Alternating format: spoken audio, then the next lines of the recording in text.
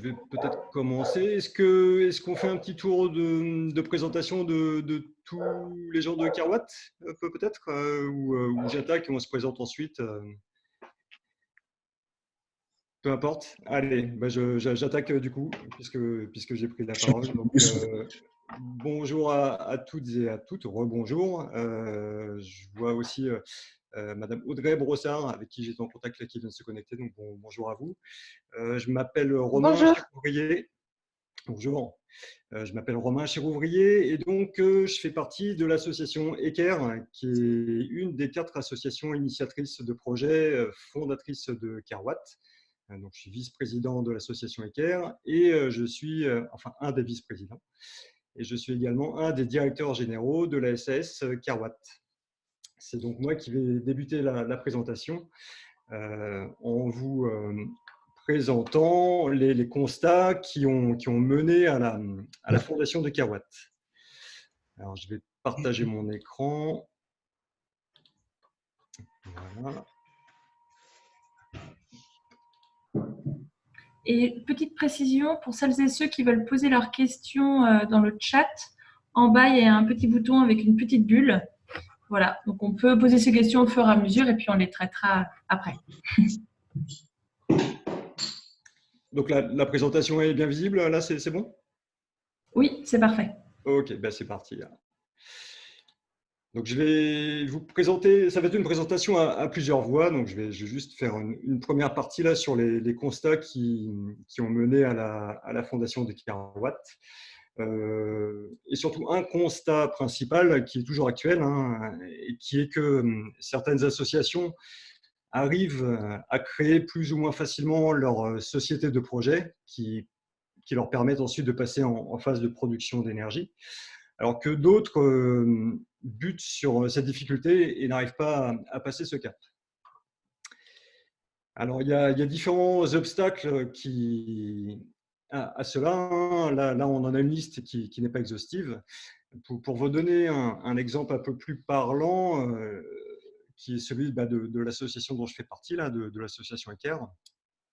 Il y a un peu plus d'un an et demi, on était un tout petit groupe d'actifs à ECARE et un peu submergé par l'ampleur de la tâche qui était d'écrire des statuts, et submergé aussi par l'idée que les coûts de gestion d'une société de projet, donc à savoir un cabinet de comptabilité, bien sûr, les assurances, les coûts bancaires, tous ces coûts-là nous semblaient rédhibitoires parce que pour les équilibrer, il faut mettre des projets en face et des projets, on n'en avait pas autant que ça sous la main.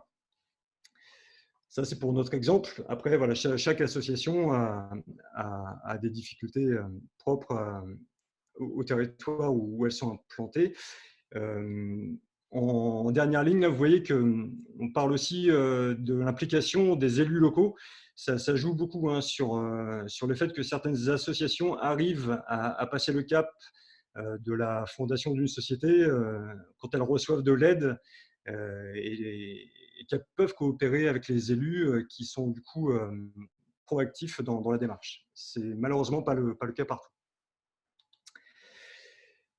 Alors du coup, à partir de ces constats, Taranis a commencé à réfléchir à une solution pour aider les associations qui étaient en proie à ces difficultés.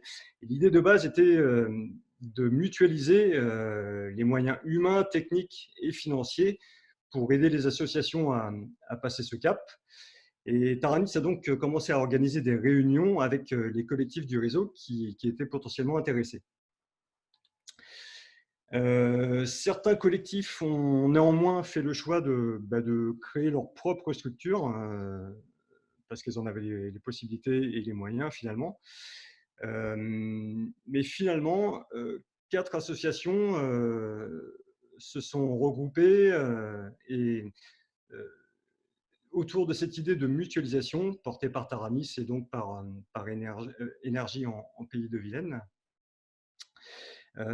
L'idée étant donc de créer une SAS qui serait partagée par les 4 associations en question, Démarche soutenue également par la CISER, qui est une SAS citoyenne, une des premières SAS citoyennes bretonnes en matière de production photovoltaïque, qui nous a rejoints dans l'aventure en tant que société fondatrice, ainsi que la commune de La Chapelle-de-Brun, qui est la seule collectivité fondatrice pour l'instant, qui est donc actionnaire de Carwatt.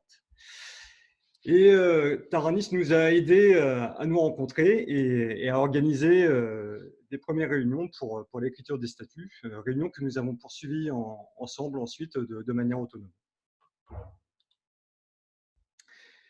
Je vais laisser la parole à Nolwenn qui va vous raconter la suite de notre histoire. Je ne sais pas si Yuna a des questions, peut-être. C'est peut-être l'occasion déjà de répondre à certaines questions ou voir si on continue. On peut continuer. Il n'y a pas encore de questions. D'accord.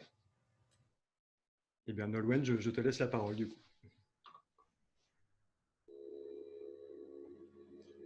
Tu peux changer de diapo, Romain.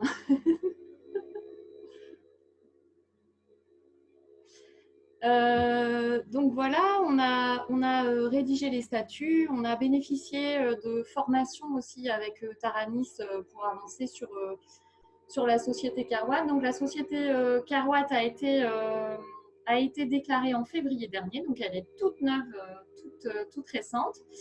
On a choisi de créer une SAS et non pas une SCIC. Alors en fait, on a des statuts qui sont très proches d'une SCIC. Mais on a pris quelques petites libertés, donc voilà, on est sorti de la SCIC pour créer une SAS coopérative.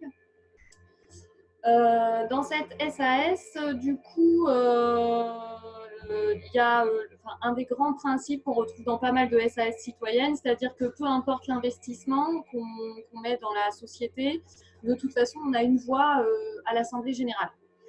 Sachant que ces voix sont pondérées par des collèges que vous voyez là, donc un collège de citoyens, un collège des associations qui sont initiatrices de projets, donc pour l'instant on est 4, un collège de collectivités et puis un collège d'autres personnes morales qui peuvent être éventuellement d'autres associations qui ont envie de soutenir, ou comme EPV d'ailleurs, EPV fait partie de Carwatt. Et n'est pas initiatrice de projet, ou alors éventuellement des entreprises. Enfin voilà, on est ouvert à tout nouveau venu s'il est d'accord avec nos statuts. Je te laisse changer de... donc voilà, en gros, dans la SAS, il y a donc l'Assemblée générale qui définit les grands axes stratégiques de la société, et ensuite le quotidien est géré par le comité de gestion, et ce comité de gestion donc est élu et il est renouvelé d'un tiers tous les ans. Dans ce comité de gestion, il y a la moitié des sièges qui sont réservés aux associations initiatrices de projets, sachant que l'idée c'est de favoriser les nouvelles associations entrantes pour 2 raisons. D'abord pour qu'elles s'approprient le Carwatt et son fonctionnement, qu'elles comprennent bien comment ça fonctionne. Et puis, comme ce sont elles qui seraient les nouvelles porteuses de projets, voilà, ça nous paraissait cohérent de favoriser leur entrée au comité de gestion. Alors en fait, dans la philosophie de Carwatt, il y a 3 choses. Il y a le fait d'essayer de créer un espèce de modèle qui serait ensuite éventuellement reproduit ailleurs, et qui existe déjà d'ailleurs ailleurs, puisque Cowatt est une société qui est un peu comme Carwatt, mais qui est sur les Pays de Loire. L'idée, c'est de faire en sorte de produire une énergie, de l'énergie à partir d'énergies renouvelables, et d'appliquer à l'énergie l'idée de produire localement et consommer localement. Voilà. Et puis la troisième idée, c'est de participer aux économies d'énergie. Alors pour l'instant,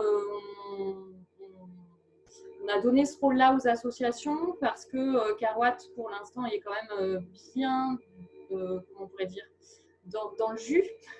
On a beaucoup de choses à gérer et à mettre en place là pour le démarrage et pour le lancement des premiers projets.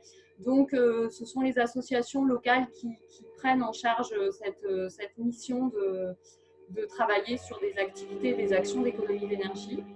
Et puis enfin, un dernier axe dans la philosophie de Carwatt, c'est de participer d'une certaine façon à l'autonomie énergétique du territoire breton. Dans les fondateurs, donc il y a 31 fondateurs, 31 fondateurs, fondatrices dans Carwatt. Donc il y a les 4 associations dont Romain vous a déjà parlé là, donc Eker, Dolwatt qui est situé à Saint-Malo, Trégor énergétique qui est situé du côté de Lannion et Étoile solaire qui est situé du côté de Redon. Ensuite, il y a la SAS La Cisère dont Romain a déjà parlé aussi, qui a décidé d'investir et de nous aider pour la fondation de Carwatt. La commune de la Chapelle-de-Brun qui participe aussi et qui va, il va y avoir des installations photovoltaïques sur des toitures de cette commune-là. Et puis 24 citoyens, citoyennes qui ont investi à titre individuel. Donc le capital de départ est de 10 000 €.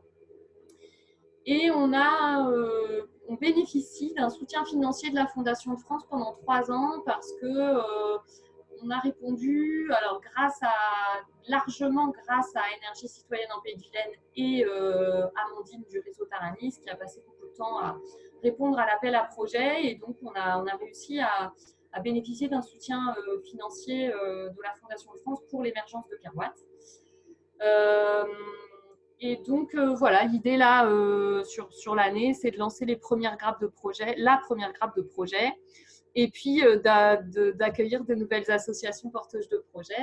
Voilà, on est très, très ouvert à ça et c'est l'objectif, c'est un des objectifs de Carwatt.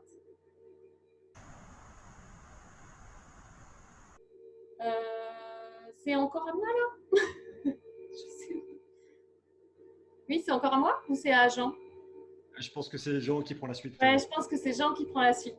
Ah bon, c'est moi qui prends la suite. Hein. Je pensais que c'était encore à toi de développer cet aspect-là, mais c'est pas grave. Hein. Ah, d'accord. Ah bah excuse-moi. Non, comme tu veux. Vas-y. Non, mais je peux prendre le relais si tu veux. Ouais. Peut-être je me présente d'abord. Jean Roussel, donc je suis le président de Trégor énergétique, une association, l'association qui est née il y a presque 1 an maintenant, fin mai 2019, donc dans la région de Lannion. Alors, nous, on est nés grâce à Taranis hein, et grâce au concours d'Amandine, notamment, puisque c'est elle qui a animé une soirée débat à l'issue du documentaire Après-demain. Une soirée débat à laquelle 125 personnes assistaient et 15 d'entre elles se sont déclarées volontaires pour faire partie du groupe moteur de l'association Trégor énergétique, qui donc a pour ambition, même chose, hein, de développer des projets d'énergie, de production d'électricité renouvelable sur le territoire. Bon, on a plein de projets en ce moment, rien de finalisé, et la crise sanitaire actuelle ne nous aide pas évidemment, mais on espère que dans quelques semaines, ça va débloquer. Mais il y a par contre, au sein de Carwatt, eh bien, alors ce que je voulais dire aussi, c'est que Amandine nous avait suggéré dans un premier temps de créer notre propre SAS, puisque nous sommes au sein d'un territoire de 57 communes et de 100 000 habitants. Et puis finalement, elle nous a suggéré dans un second temps de rejoindre Carwatt. Et je dois dire que là, on n'a pas regretté du tout parce qu'on a trouvé au sein du groupe déjà constitué des gens, d'une part, hyper sympathiques et puis aux compétences multiples et variées. Et donc, véritablement, quand on voit tout le travail qu'il a fallu accomplir pour créer cette SAS, eh bien, on n'a pas regretté du tout d'avoir accompagné ceux qui étaient les initiateurs de cette démarche. Bon, les initiateurs, donc 3 associations qui, pour Iker, donc celle de Pont-l'Abbé, ont actuellement 3 projets en vente totale, en développement, autour de la région de Pont-l'Abbé. Donc des projets qui varient, je crois, de 9 kW crête à 25 kW crête. Romain, tu rectifieras si je me trompe. C'est bon? Romain ne prend pas la main, donc c'est que je ne me trompe pas. Il y a également 3 projets en vente totale également qu'Étoile solaire, l'association redonnaise, développe dans la commune de la Chapelle-de-Brun.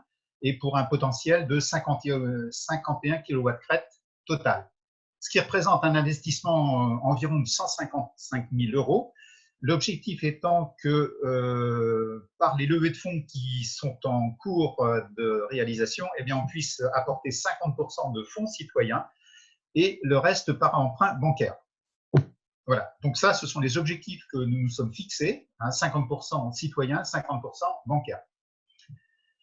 Alors, d'autres projets sont à l'étude. Comme je vous disais tout à l'heure, nous, on a des projets, par exemple, sur l'hôpital de Lannion, mais cette fois, pas en revente totale, mais, alors, quoique, en autoconsommation. On verra si en autoconsommation, parce que l'autoconsommation pose quelques difficultés, néanmoins, donc on verra si la revente totale est possible. Si ça n'est pas possible, on essaiera de se replier sur l'autoconsommation.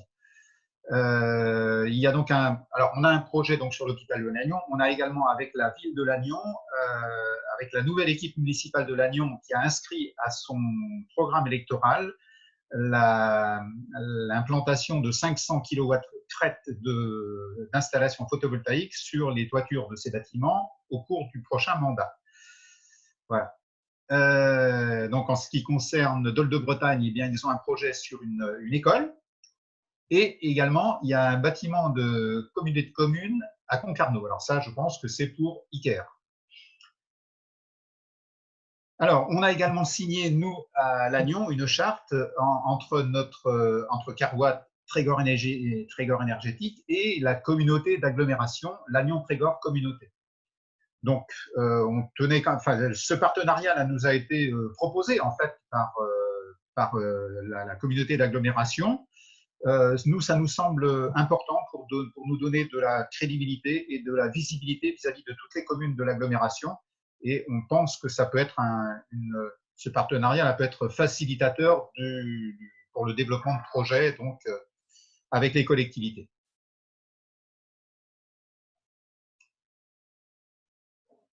Alors, c'est à moi là encore, oui.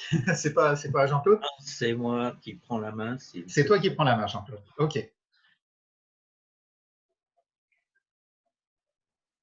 Bon, eh bien, bonjour à tous. Je vais sans doute apparaître à l'écran bientôt. Moi, je suis de Dole-Watts. Dole-Watts, c'est une petite association qui a été créée à Dole. Dole, c'est dans le nord de l'Ille-et-Vilaine, tout proche de Saint-Malo. Et ce que je vais vous proposer maintenant, c'est de voir comment et pourquoi rejoindre Kerouac. En fait, il y a de multiples, évidemment, motivations pour rejoindre Kerouac, mais il y a deux façons. Soit vous êtes une personne physique ou morale un peu toute seule dans une région et vous vous intéressez aux projets photovoltaïques et à la transition énergétique, soit vous êtes un groupe ou une association en cours de création et vous souhaitez effectivement vous insérer dans un groupe plus grand. Alors, tu reviens à la diapo d'avant, s'il te plaît, Romain. En tant que personne physique ou personne morale, le principe est le suivant, vous devenez associé de la SAS. Et en devenant associé, c'est-à-dire en souscrivant au moins une action, vous participerez aux assemblées générales, c'est le minimum de toute participation dans une société. Cette assemblée générale fixe les choix et les décisions stratégiques. Mais vous pouvez vous impliquer davantage en vous inscrivant dans le travail du comité de gestion. Alors, en principe, il faut être élu en assemblée générale, mais pour le moment, il y a beaucoup de place, donc on peut facilement faire de la place et même, en plus, je dirais, on recherche des compétences. Il en faut beaucoup et si vous avez tout simplement envie de travailler avec nous, eh bien, on admettra votre présence en COGES. Alors, deuxième cas, tu avances, merci. Vous êtes donc un groupe qui a un projet, soit déjà une association, soit pas encore une association. Du moment que vous êtes un groupe, c'est que vous êtes plusieurs personnes et que vous êtes en train de travailler sur un projet dans votre territoire. Eh bien, nous serons ravis de vous accueillir au sein de Kerouat. Comme la présidente l'a dit tout à l'heure, vous aurez une priorité pour intégrer le COGES. Comment on travaille avec les associations de base dans Kerouat? L'association de base, elle fait le travail de terrain et c'est fondamental. C'est pas Kerouat qui fait ça. C'est quoi le travail de terrain? C'est rechercher les toitures, c'est contacter les propriétaires, c'est faire les études et devis, mais pas seulement. C'est créer un groupe, c'est créer une dynamique de personnes qui sont intéressées pour faire évoluer la situation, pour faire avancer la transition énergétique et de s'insérer dans la dynamique locale. Alors évidemment, le COGES et les groupes existants vous apportera autant que possible son aide et ses compétences à tous les niveaux. Le principe étant que les anciens aident les anciens groupes aident les nouveaux. Et c'est comme ça qu'une petite association avec quelques membres actifs, il n'y a pas besoin d'être 50 au départ, des fois on est même très peu, c'est notre cas à Dole, eh bien, on peut faire émerger un projet. Comment ça se situe après le travail en commun? Dans la mesure où le groupe local a donc établi un projet, eh bien, c'est le comité de gestion qui va valider ce projet, et notamment la fiabilité financière.